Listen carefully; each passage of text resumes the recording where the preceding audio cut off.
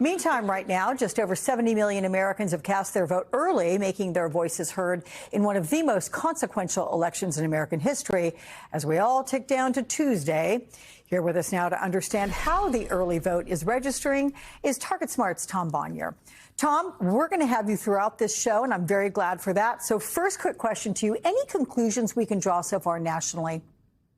Yeah, well, when we look at these 70 million votes, there are some surprises in there.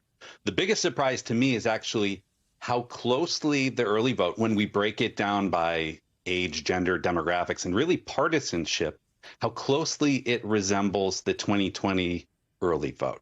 We had this expectation going in, Republicans were really going to focus and invest in getting their votes early, like they didn't in 2020.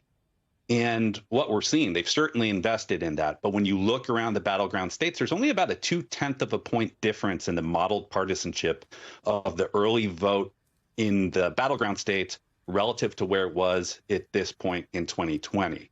A lot of that's because of the types of voters that Republicans are actually turning out in the early vote. Actually, you mentioned Pennsylvania and the president speaking there now. Pennsylvania is a great example of that.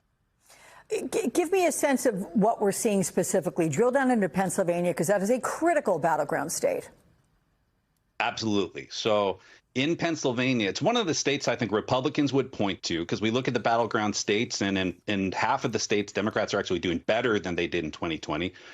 Republicans point to Pennsylvania, where they've invested heavily, and they say, look, we're increasing our vote share among the early vote. And that's absolutely true. They are getting more of their voters out there than they did 4 years ago. But when we look at who those voters are, they're not creating new votes. Almost half of the Republicans who have voted already in Pennsylvania just voted on election day last time around, something we call cannibalization of election day vote.